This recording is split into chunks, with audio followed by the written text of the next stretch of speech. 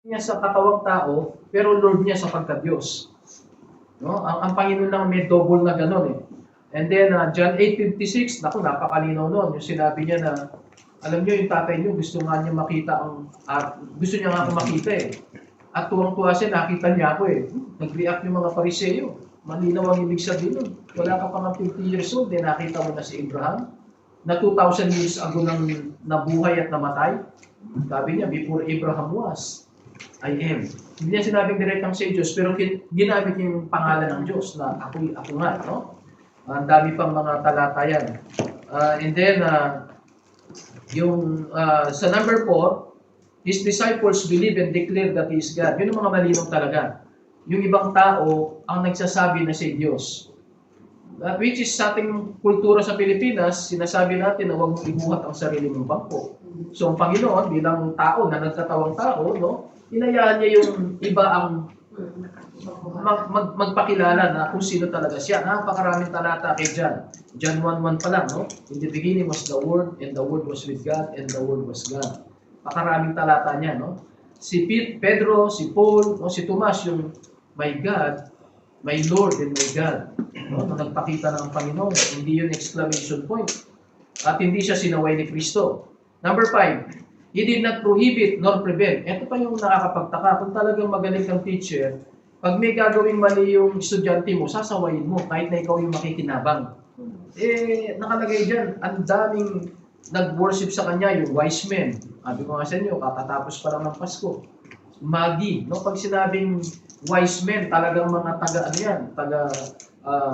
Iran, or maybe taga Babylon, ano? Meron nga ako narinig lately na ang paliwanag nila, si Daniel nga pala ay naging advisor ng dun sa kaharian ng Persia, no?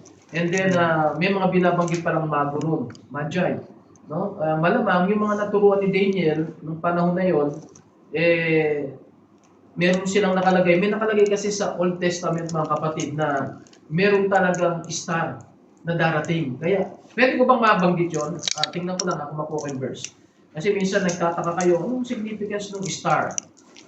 May binanggit kasi, saan ba yun? Sa Matthew, I think. Matthew ba? Luke chapter 2. Medyo dinadagdagan ko na, mga kapatid, para yun ang maganda sa Sunday School eh. Pagka biglang pinakita ng Panginoon, sundan natin, no? Saan ba yung star dito? Matthew pala yun, Matthew 2. Meron akong papakita sa inyong verse sa Old Testament na yung pala yung tinutumbok, ano? Sabi sa Matthew chapter 2, saan ba nagpakita yung star sa kanila? 2, chapter 2. Merong star. I hope makuha ko yung verse, ano? Meron kasing binanggit na verse sa... nasa verse 10, ano? Pero gusto ko makita, merong verse ito na tutumbukin niya pagdating sa Old Testament eh. Hindi ko na nai-step, tignan ko lang yung lesson 1. Hindi ko nakuha. Sorry. Basta pagka naalala ko yung verse na yun, gusto ko yung makita niyo yung verse mismo sa Old Testament. Malinaw dyan na may verse eh. Pero may binabanggit sa Old Testament na talagang may darating na star, no? Yung nasa lumang Bible ko pala, so hindi ko na bago tong Bible ko eh. Yung dala ng mga taga-Oman. Maganda ako, malalaking letra. Kaya pag gusto niyo magpasa, pwede ng scripture reading dito, malalaking letra. Sorry, hindi ko dala yung yung lumang Bible ko. Okay, tuloy muna tayo. Sinamba siya ng mga wise men, letter B. Yung leper, sinamba siya, no? Sabi niya, naniniwala ako, kaya mo kong pagalingin kung gusto mo. At sinamba niya si Jesus. Sa letter C, yung mga bata at yung mga tao, kaya nga nagkaroon ng araw ng palaspas, no? Nung papasok pa lang si Jesus, nirecognize siya. Parang hindi nila alam yung ginagawa nila, pero pinagawa ng Panginoon sa kanila yun. Sabi ng mga Pariseo, Jesus, bawalan mo ba yung mga bata? Bakit sila nag-worship sa'yo? Sabi ni Jesus, pag pinatigil ko yan, mga bato naman ang sisigaw. Which is nakakahiya, no? Talagang dapat tayong sumamba. At letter D, si Mary of Bethany, no? Talagang binuhusan siya ng langis. Yun ay simbolo ng pagsamba yun.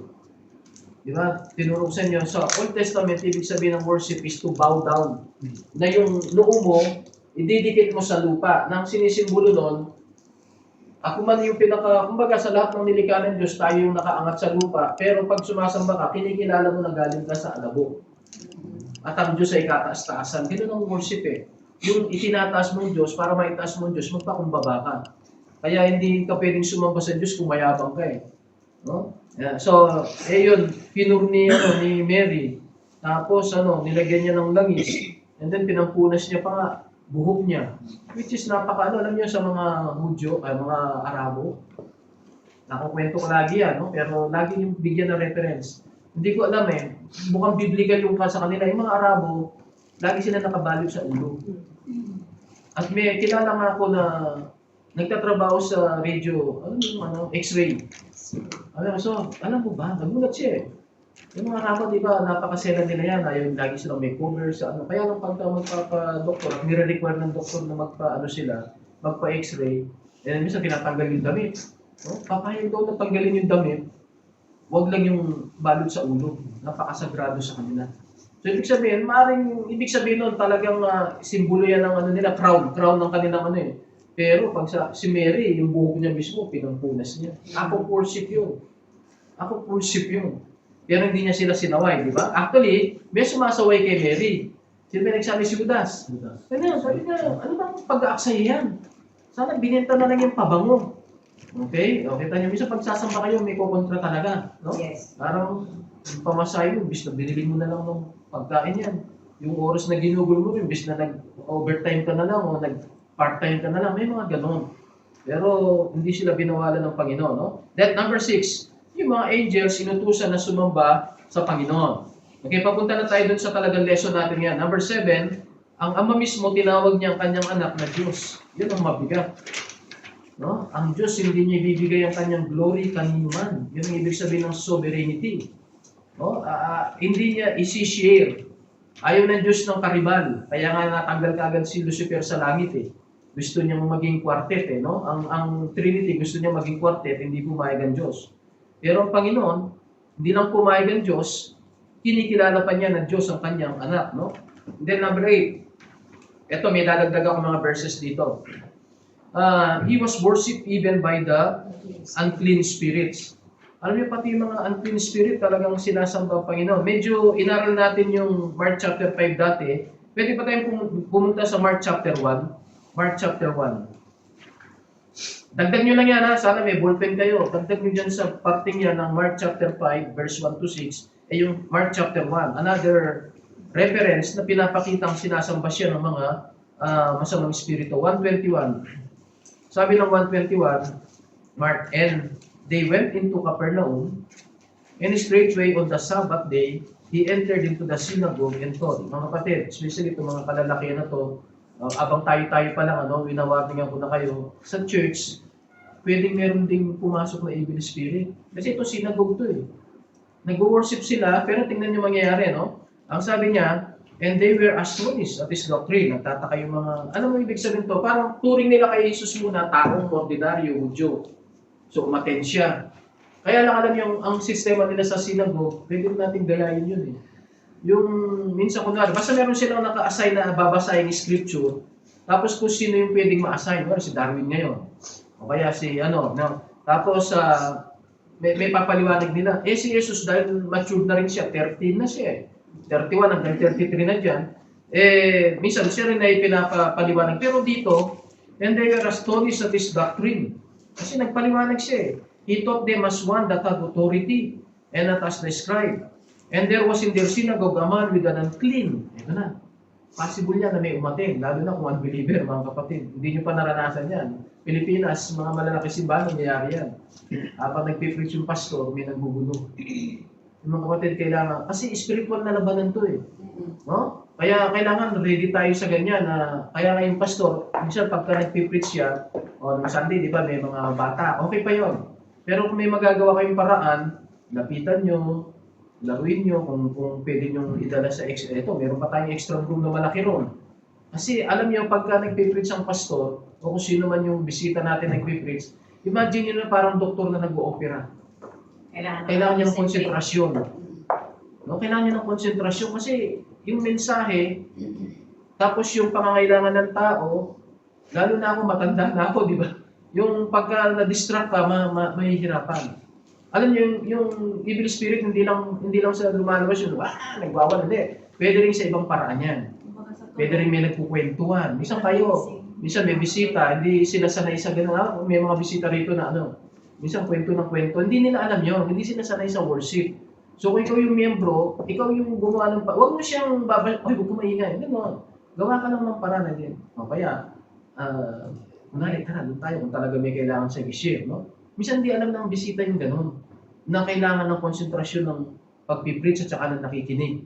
Okay? O, dito, anong ginawa ng evil spirit? Meron daw siyang evil spirit, cried out, verse 24, saying, let us alone. Pero wala pa kang ginagawa si Jesus sa kanila. Nagwawala na sila. Hayaan nyo kami. What have I to do with thee, Jesus of Nazareth?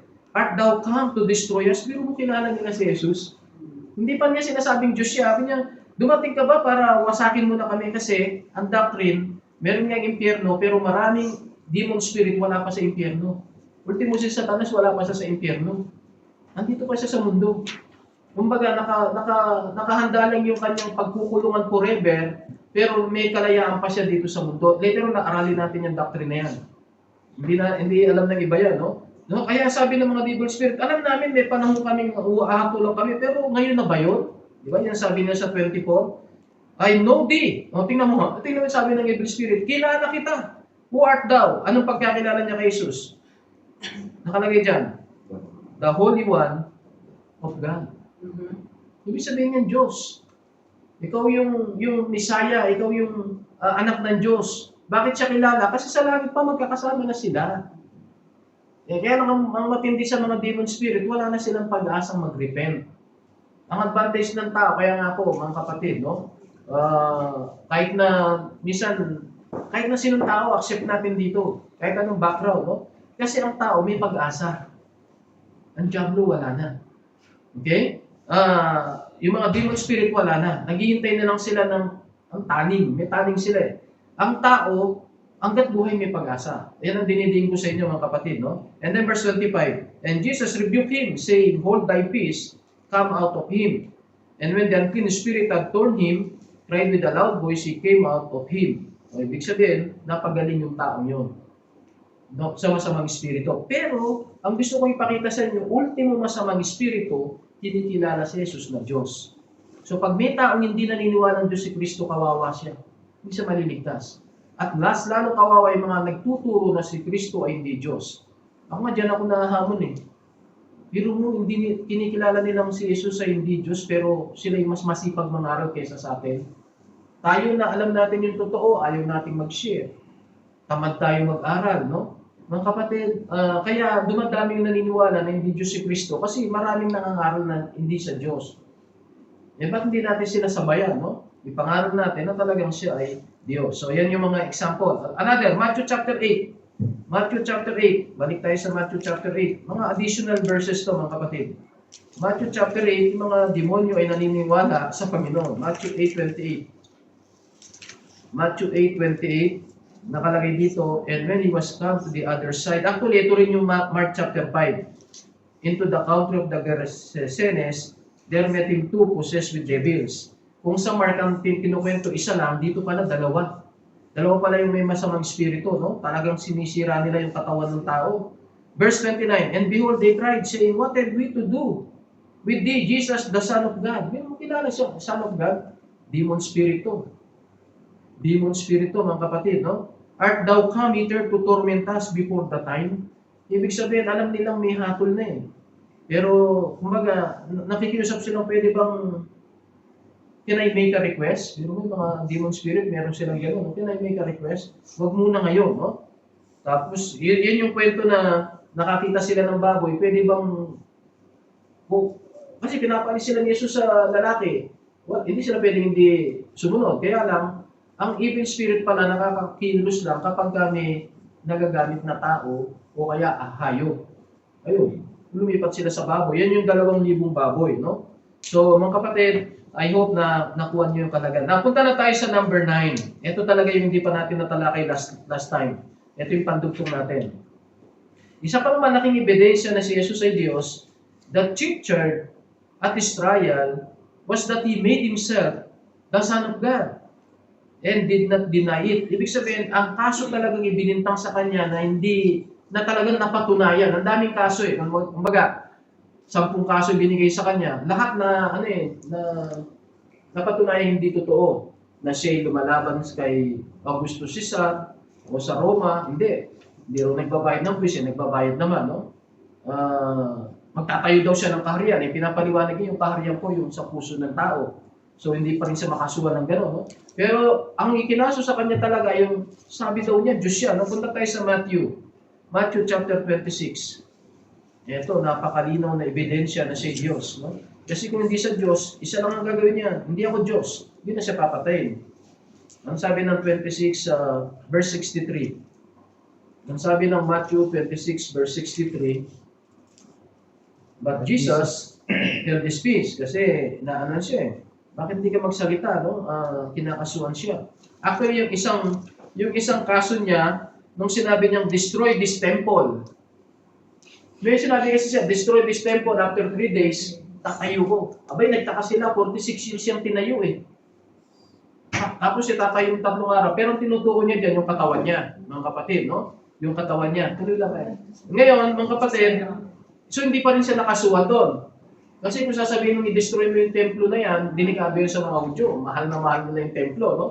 Hindi yun napatunayan. Pero kung sabi niya sa 63, but Jesus held his peace, no? Bigyan ng kopya si Ivy, no? Sabi nito sa 63, but Jesus held his peace. And the high priest answered and said unto him, nasa Matthew 26:63, I adjure thee. Sabi niya, by the living God, ginamit pa yung pangalan ng Diyos, that thou tell us whether thou be the Christ, the Son of God. Sabi mo na nga ng direkta, kita nyo, hindi niya sinasabing direkta, di ba? Direktahin mo na nga kami. Alam nyo bakit?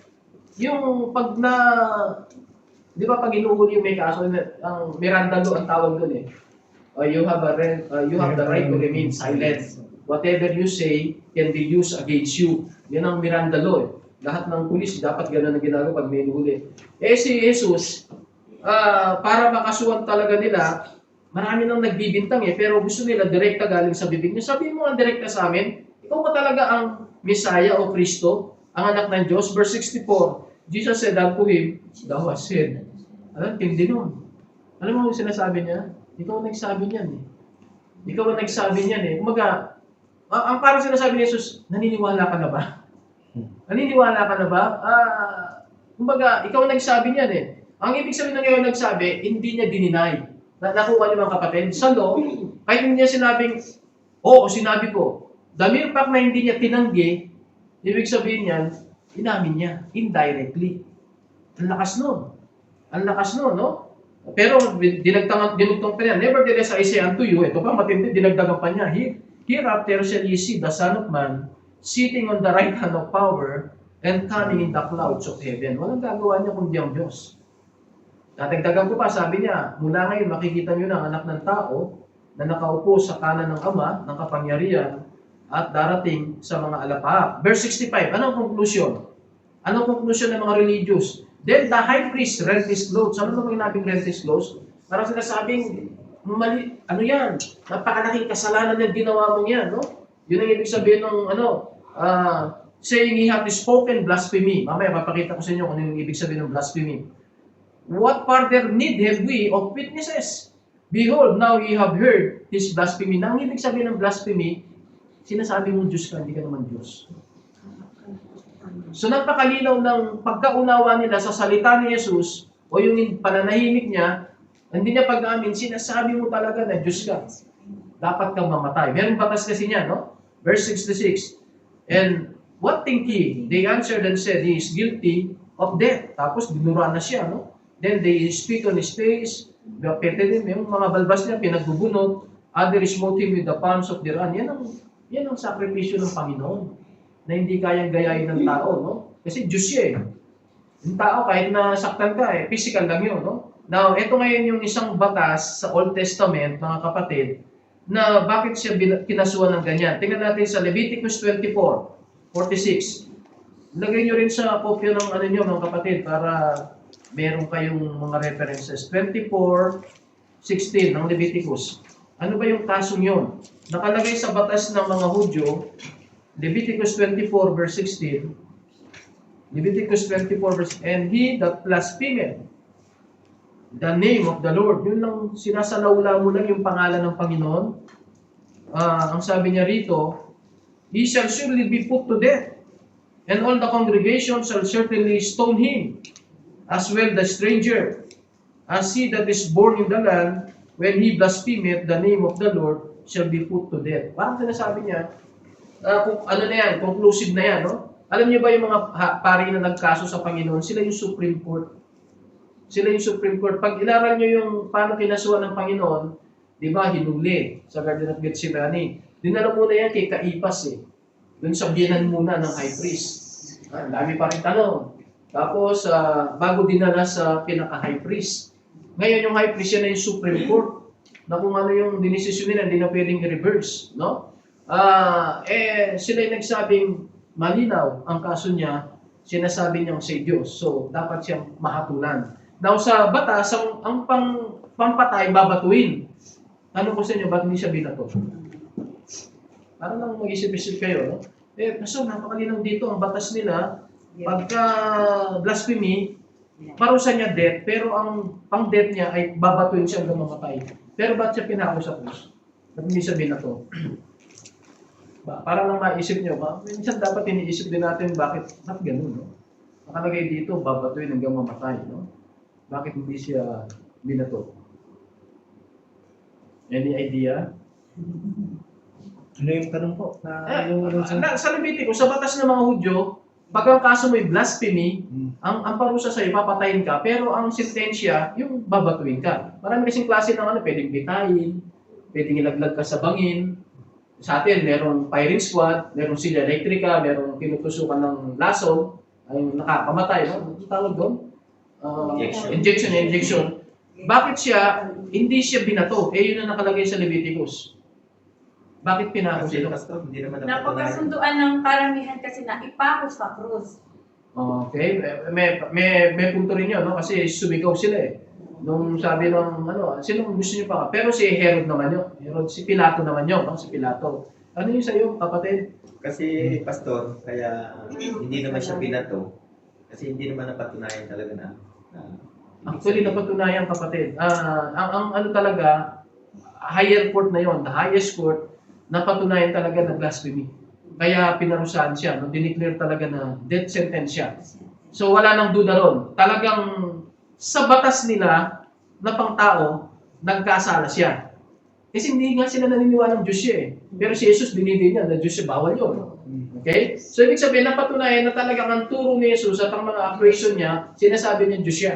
Kahit hindi niya direktang sinasabi. No? Ngayon, supposed to be, ayon sa Leviticus, babatuin siya, pero ba't hindi siya binato? Upang iligtas tayo sa Kasalanan. kasalanan. Pwede rin naman yun eh. Actually, kahit binato siya, para mahirapan po. kahit binato siya, basta ang mahalaga namatay siya, bayad pa rin ang kasalanan natin eh. Bayad pa rin eh. Ang nakalagay lang naman, the wages of sin is death. So, ang mahalaga, mamatay siya dapat para mabayaran niya. So, irrespective of anumang kamatayan, no? Maganda to na nagtatanong na lang. Mahirapan po siya. Okay pa rin yun. Mas mahirap nga lang. Totoo naman yung sabi niya. Ang pinakamahirap na invento ng tao na death penalty yung sa cross. Opo. Pinakamahirap yun, no? Kasi yun yung dapat na mangyari na maipako siya sa krus. Pinakamahirap talaga yan. Yun sa mga dalubhasa, merong, pag binato ka kasi, alam mo, ilang bato lang yan eh. Patay ka kagad eh. Yung pinako sa krus, it takes hours. Actually, siya ka, ilang oras na siyang nakapako, no? 6 hours. From 9 o'clock hanggang 3 o'clock, 3 pa lang siya namatay. At actually, yung pagkamatay ng Panginoon, mabilis eh. Nagtaka nga yung mga sundalo. Alam mo ng mga sundalo, sanay sila nakakakita ng pinapako sa krus. May inaabot ng kinabukasan. Actually. So ang Panginoon, bakit siya namatay? Kaya nga tinandus muna siya rito. Kasi baka inisip niya, nagkunwari lang to no? Para siguraduhin talagang patay, tinandus pa dito sa tagiliran. Actually, most, talaga, ito, tama yung sabi ni Sister Masya, no? Pero meron pang may iba pang talagang dahilan doon, no? Yun na yung pinakamahirap. Ang isisero sa inyo ganito. kailangan understood nyo yung background. Ang mga Hudyo, nasa ilalim sila ng Roman Empire. Yung babatuin, applicable lang pag hindi sila under ng ibang bansa. Batas nila, yun ang susundin. Ang batas ng Roma, ganito.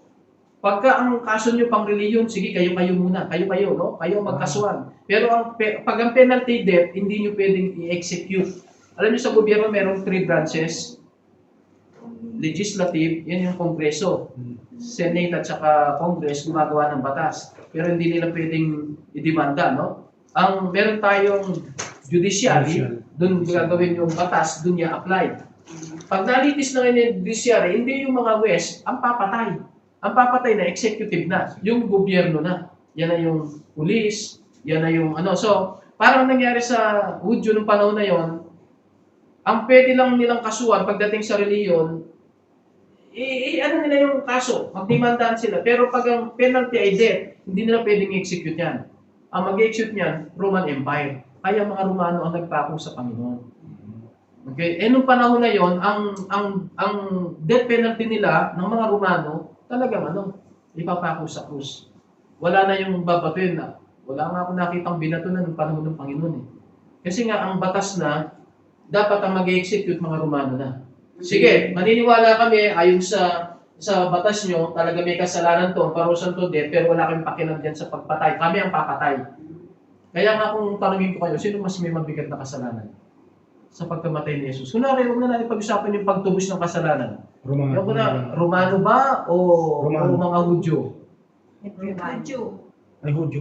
Hudyo dapat. Hudyo. Kasi sila yung nagkaso eh. Kumbaga sila yung gumawa ng kaso yung batas lang yun eh. Alam niyo yung Roma, pag alam niyo yung Roma, sila yung napakagaling nila sa batas. Walang walang pinipili yan. Talagang pagpatay, papatayin ka talaga. No? So, yun ang rason mga kapatid. Okay, tuloy natin. Punta tayo sa John chapter 19 verse 7. John chapter 19 verse 7. Again isa sa pinakamatinding ebidensya na si Jesus ay Diyos, ang ikinaso sa Kanya, pamumusog, blasphemy, which is ang ibig sabihin, sinasabi niyang Diyos siya. Na hindi naman. Alam naman natin, ang naniniwala lang na blasphemy yun, yung mga Hudyong bulag. Kasi ayaw nilang maniwala ng Diyos. Pero sa atin, alam natin na talagang si Diyos. Pero nakakalungkot na siya'y namatay, na hindi naman kasalanan talaga yung ginawa niya. Kasi kahit sabihin niya Diyos siya, Diyos naman talaga siya. Pero wala tayong magawa, no? Okay, 19 verse 7. Ang sabi po ng John chapter 19 verse 7, the Jews answered him, we have a law. Pinagmalaki pa nila. And by our law, he ought to die. Dapat mamatay siya. Because he made himself the Son of God. Yun lang. Biro mo, ang tindi nun mga kapatid. Kaya kung ako sa inyo sana, kung yung bago lesson na to, nagdududa pa kayo na Diyos si Kristo, sana ngayon may conviction na tayo. Na talagang there is no other explanation kung ba't ganun ang mga salita niya, ginawa niya, ba't siya pumayag mapako. Kasi Diyos naman talaga siya. Hindi kasalanan yung sinabi niya na si Diyos, pero kesa sa itanggi niya. Nakita niyo, kesa sa itanggi niya, pag itinanggi niya, buhay nga siya, pero wala. Questionable yung pagka-Diyos niya. Kasi tinanggi niya eh. Hindi niya tinanggi eh. Mga kapatid, dagdagan ko pa to. Ito pa. Alam niyo ba na isa pang ebidensya na Diyos si Kristo nung tuksoin siya ni Satanas, alam niyo yung unang tukso ni Satanas sa kanya, paano siya unang tinukso ni Satanas? Gutom siya. Gutom siya, di ba? Pero ang sabi ni Satanas, ano yung salita niya kung natatanda niyo? Gawin mo tinapay yung... Okay, sinabi niya gawin mo tinapay, pero may nauna pang sinabi ron. Punta natin si Matthew. Tumalon. Hindi, pangatlo na yun. Oh, yun. Tingnan natin, Matthew chapter 4. Meron siya una sinabi bago yung gawin mo tinapay tingnan na si Matthew chapter 4. Nung tinutukso siya ni Satanas, ito yung unang tukso nung after baptism Ang sabi ni Satanas, sa chapter 4 verse 1, siya yung manunukso. Sa verse 2, Panginoon, nag-fasting ng 40 days and 40 nights, gutom siya. Sa verse 3, ito yung eksaktong pagkakasabi ni Satanas. When the tempter, si Satanas yan, came to him, pumunta kay Jesus, he said, if thou be, the Son of God. Ganito yan mga kapatid. Pagkakaaway mo yung tao, ang una mong titirahin sa kanya, pinakamahalaga sa kanya. Ganun yun Kung gusto mong talaga makaganti, kung gusto mong mawasak mo yung kalaban mo, hanapin mo kung ano yung pinaka-precious sa kanya. ano yung pinaka iniingatan niya. Pinahinaan niya. No? So, pagka yun nawasak mo, ay panalo ka, no? Now, alam ni Satanas na ang pinakamahalaga sa Panginoon ay yung pagka-Diyos niya. Kaya ang unang banat niya, kung talagang anak ka ng Diyos, kita mo, ang tinitira niya yung pagka-Diyos ni Kristo. Tapos, gutom ka Gutom siya sa pagkatao, katawan tao. Gawin mo ang tinapay, ang batong ito. Ang tindi ng temptation na yun. No? Una, gutom siya. Di ba? Pag gutom ka, kahit tutong, malutong, sabi nga, no? Buti na lang ang Panginoon, hindi ganun ang patakaran niya Yung hindi, okay gutom ako, kahit ano na lang. Hindi. Iningatan niya yung pagka-Diyos niya, no? Kinontra niya si, rito, sabi niya, tandaan mo, hindi lamang sa tinapay nabubuhay ang tao, kundi sa bawat salita na nagbubuhat sa bibig ng Diyos. So, yun yung sa physical. No? Gutom ako, pero hindi ko pakakainin ng katawan ko ng tinapay na galing sa pagkakasala o sa paglabag sa salita ng Diyos. Pero ang tanong talaga lagi ni Satanas, kung anak ka ng Diyos. O tingnan niyo yung pangalawang tukso niya. Ang sabi niya sa verse, saan ba siya pangalawang tinukso? Verse 6. And saith unto him, if thou be the Son of God, cast thyself down. Pangalawang tukso pa rin, anak ka ba rin Diyos talaga? Okay. Ang pangatlong tukso niya, sa verse 8, and again the devil taketh him up into an high exceeding mountain, and shewed him on the kingdoms of the world, and the glory of them, and said unto him, all these things will I give thee, if thou wilt fall down and worship me. Alam mo, kung kanina din niya matukso ang Panginoon, parang sinasabi niya, sige na, kaya ka bumaba, kasi babawin mo yung kaharian na inagaw ko sa'yo. Ibabalik ko sa'yo. Pero lumuhod ka muna sa akin. Pagka-Diyos pa rin ni Kristo. Ang tinitira niya, kasi kung lumuhod si Jesus, hindi siya Diyos. Sovereign ng Diyos Kahit ba matindi yung pangangailangan ni Jesus na mabawi niya yung mga tao. Alam niyo, nakataya rito, pakakawalan na rin lahat ni Satanas. Ang lahat ng taong nabiyag niya, tayo lahat yun, no? Sige lang, lumuhod ka lang, pero nakikita ko ngayon, mali pa rin yun. Alam mo, kahit lumuhod ang Panginoon, hindi pa rin tayo maliligtas Alam niyo kung bakit? Kasi ang kabayaran ng kasalanan, kamatayan. Lumuhod lang si Jesus, hindi pa siya namatay dun So, parang ganyan si Satanas minsan, yung pag hindi ka marunong sa salita ng Diyos, ba't pa ako magpapakahirap sa Kalbaryo? Babalik na pala niya sa akin. Pero, daya lang pala yun.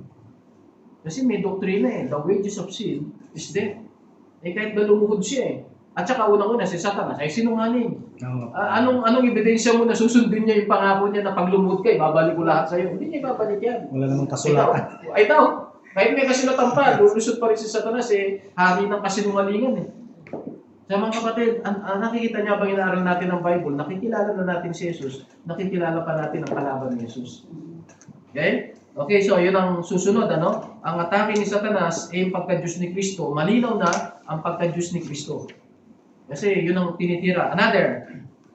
Alam niyo ba si Jesus, sinabi niya, kapantay niya ang Diyos. Bibigyan kayo ng mga verses. Tingnan natin sa 5:18.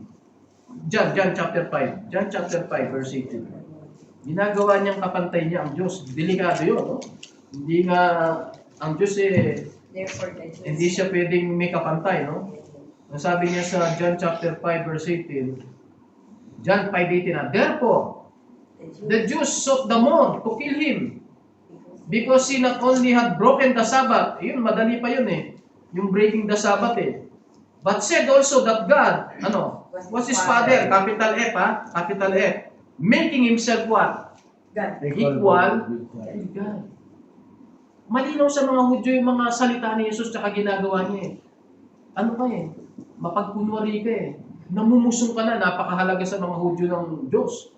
Alam niyo nga, sabi ko nga sa inyo, yung pangalan Jehovah nga, kaya hindi masettle kung Jehovah o Yahweh. Kasi wala silang bawel pag sinusulat nila yung pangalan ng Diyos. Kasi sa tingin nila, hindi sila karapat-dapat magbigkas sa pangalan ng Diyos. Kaya parang gagawa lang sila ng representative na letra na tinutukoy nila ang Diyos na kataas-tasan, pero ayaw nilang bigkasin. Tapos si Jesus mismo, sasabihin niya, actually, ang sinabi niya sa verse 17 kasi, but Jesus answered them, my Father. Capital letter F. Tandaan niyo kaya nga King James ang ginagamit natin mga kapatid. Bagamat ako hindi ako particular sa King James, Pero may rason tayo bakit King James. Kasi sa King James, pati yung mga capital letter, may ibig sabihin yan. Pag in-small letter mo yan, hindi ebidensya ng Diyos si Kristo dyan. Kasi tayo, tinatawag nating Father ang Diyos eh.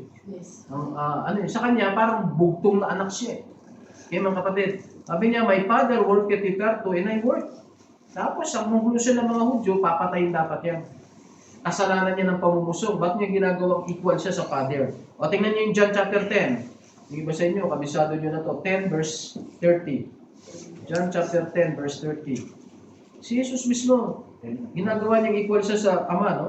I and my Father are one. Hindi yan. Ibig sabihin yan, isa sila sa pagka-Diyos. Hindi lamang isa sila sa layunin. Yung iba, bibigyan ng kahulugan. Hindi, ibig sabihin yan, nagkakaisa lang sila sa layunin. Hindi. Ang tindi niyan, mga kapatid, no? Ako at ang Ama ay isa, no? Tingnan niyo sa 33. Magagalit na naman yung mga Hudyo. Verse 31 muna. Then the Jews took up stones against to stone him. Binigay ko yung background sa inyo sa Leviticus, di ba? Ang taong nangumusong, bato yun hanggang mamatay. Kaya umawag sila ng bato eh. Ibig sabihin, hindi na kailangan magpaliwanag ang Panginoon. Yung sinasabi niya, tumatagos sa puso nila, pero sa tingin nila mali. Pero malinaw ang ini-insinuate ng Panginoon na si Diyos. Kaya siya babatuin eh. Okay, tanong ni Jesus, Jesus answered them, many good works have I showed you from my Father. Bakit ka nang ginawang mabuti ah? Ba't niyo ako papatayin? For which of those works, bakit niyo ako babatuin? The Jews answered him saying, for a good work, we stone thee not. Ibig sabihin, hindi ka namin papatayin kasi nagpakain ka ng marami, nagpagaling ka, but for blasphemy. Malinaw mga kapatid. Malinaw na talaga ang ibig sabihin ng Panginoon. Hindi lang sila naniniwala. So sa atin ngayon, dahil believer tayo, dapat tayo maniwala. No? Ayan natin sila. Bulag sila eh. Because that thou being a man, makest thyself God. Ano ginagawa ng Diyos sa sarili mo? Which is true. Totoo naman talaga yun ang... Hindi kailangan magsalita ng Diyos, ng Panginoon, ako'y Diyos. Doon pa nga mga mensahe niyang pahapyaw pa lang, napakalinaw na ang tinutumbok niya, mga kapatid. So, He made Himself equal with God. Now, tapusin natin, no? Konting oras na lang ako. Another, dun sa lesson natin, meron kayo sa number 10, divine acts are attributed to Him. Malinaw na ebidensya pa rin na si Diyos, mga ginagawa niya ay ginawa lang ng Diyos. Diyos lang makakagawa. Letter A, siya yung manlilikha. Nakalagay yan sa John 1:1, no? Na siya yung manlilikha. Walang nalika kung wala siya. Basahin nyo na lang, no? And then, asan na ba yun? John chapter 1, punta natin yung, kahit na yung chapter 1 lang, huwag na yung Hebrews. Yung iba, cross-reference yun, pwede nyo basahin pag may time kayo, no? Pero tingnan lang natin yung John 1:1. John 1:1 to 3. In the beginning was the Word was with God, the Word was God. Napakalinaw. Pero kung hindi pa kayo naniniwala dyan, the same was in the beginning with God. Ang tawag dyan, attribute. He is eternal.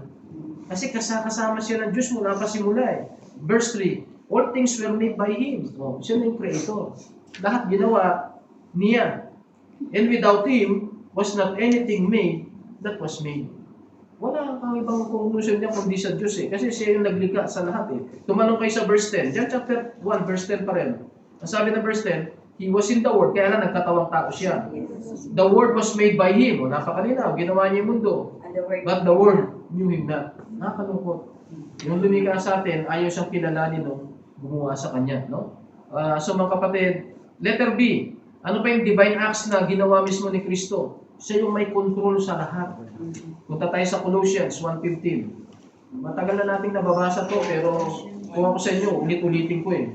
Hanggang maging part na ng buhay ko, no? Nasabi ni Colossians 1:15, who is the image of the invisible God? Paano mo ilalarawan ng Diyos kung di ka Diyos? Siya ang Diyos na nakikita. Tandaan nyo ha? Sabi niya, He is the image of the invisible God, the firstborn. Yan ang kukontrahin ng iba, pero pinaliwanag ko na yan. Bakit siya tinawag na the firstborn of every creature? Kasi siya nga yung Diyos na nagkatawang tao. Siya rin yung kauna-unang namatay na muling nabuhay. Doon siya naging firstborn, no, sa creature. Kaya nga sabi ko sa inyo nung mystery of Christmas, biro mo ang nilikha, bigat nun. Kaya hindi maintindihan ng iba, paano siya nilikha? Kailangan siyang ilikha. Kailangan likhayin yung ang tawag namin sa theology, hypostatic union. Kailangan magkaroon ng kauna-unahan, kaisa-isa na Diyos na nasa katawang tao. Siya yun. Nilikha siya. Kumbaga, yung katawang tao niya, nilikha. Pero nandoon yung pagka-Diyos. No? And then, tuloy tayo sa 16. Mas gusto natin makita yung 16. For by Him, dahil sa Kanya, where all things, created. Nandiyan ulit yung creator siya, no? That are in heaven, mga angels.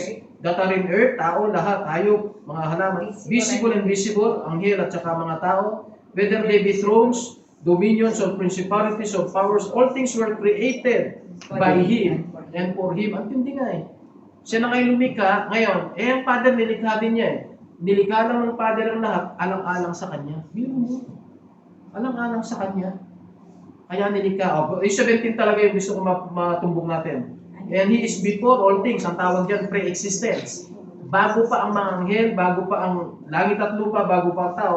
He is before all things. Pero yung matindi dyan, yung dulo. And by Him, all things consist. Now, King James yan, pag kinuha niya sa modern na kahulugan, ibig sabihin, all things hold together. Ang ibig sabihin ng consist, lahat ay nakokontrol niya. Biro mo siya ang may control, mga kapatid. Kaya ako sa inyo, sa buhay natin, kaya tayo nadidisappoint yung hindi natin makontrol yung trabaho natin, hindi natin makontrol yung sarili natin, sumamba ka sa Panginoong Jesucristo. Siya kaya niyang kontrolin lahat. Para sa iyo. Para sa iyo. Kahit na employer mo kayo, kaya niyang kontrolin, no? Ayaw ka niyang bigyan ng sweldo sa tamang oras, alam mo, may gagawin ng Panginoon. Laging delay. May gagawin ng Panginoon para matuto sila, no? Okay. So, ano pa? He forgives sin. Naku, matindi to, mga kapatid, no? Diyos lang nakakagawa nito. Last na verse natin. Matthew 9, last point natin. Matthew chapter 9, verses 1 to 9. Matthew chapter 9. Hanggang dito lang tayo. Tapos iuwi nyo na yung lesson, mga kapatid, no? Para i-review nyo rin. Matthew chapter 9, ano nakalagay dyan? Verses 1 to 9. May nangyari kasi dito eh. Tapos nagtaka na naman sila. Pumunta siya sa isang lugar, tapos may binanggit siya sa verse 2, and behold, they brought to him ang isang taong may sakit, palsy. Nakalatag lang sa stretcher. Nung makita ni Jesus yung pananampalataya nila, sabi niya sa may sakit, Son, be of good cheer, matuwa ka, thy sins be forgiven thee. Anong angal ngayon ng mga eskriba? Verse 3, behold, certain of the scribes said within themselves, this man, what? Blaspheming na naman. Kasi bakit? Verse 4, and Jesus, knowing their thoughts, said, wherefore think ye evil in your hearts? Ano bang mas gusto niyo marinig? Anak, pinagaling na yung, pinatawad na yung kasalanan mo, o tumayo ka at lumakad ka. Alam niyo, minsan dumarating yung multiple choice sa buhay.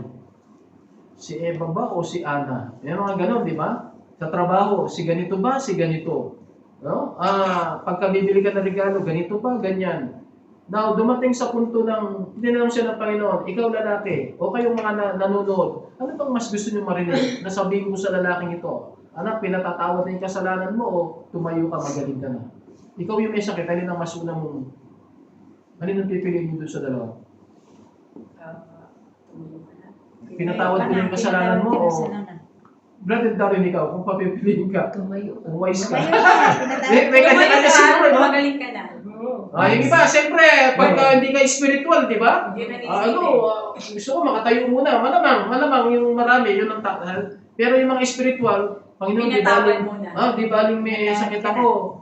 Pero naman, pwede kang magsabi sa Panginoon, pwede ba Panginoon, all of the above? Actually, yun ang ginawa ng Panginoon eh. Pinapipili niya lang sila, pero tingnan niyo kung ano yung sinabi niya. Verse 6, but that ye may know that the Son of Man hath power on earth to forgive sin. Then he said to the sick of the palsy, arise, take up thy bed, and go into thine house. Tapos nagulat sila, bakit niya nagawa yun, mga kapatid? So, walang pwedeng makagawa niya kundi Diyos. Now, para lalo niyo maunawa niya, tignan natin yung Mark chapter 2. Yung equivalent niya sa Mark chapter 2. Mark chapter 2, malapit ng 11:30 kaya Chapter 2 verse, simulan natin sa verse, dali atin itignan ko yung kopya ko. 1. Mark chapter 2 verse 1. Ito rin yun. Ito rin yung kwento natin kanina, pero meron lang idadagdag dito, no? yung sinabi niya, punta na lang natin yung verse 7. Why that this man speak blasphemies? Who can forgive sins but God only? Totoo naman yun. Hindi ba nila alam ang ibig sabihin nun? Diyos siya. Kaya siya nagpapatawad.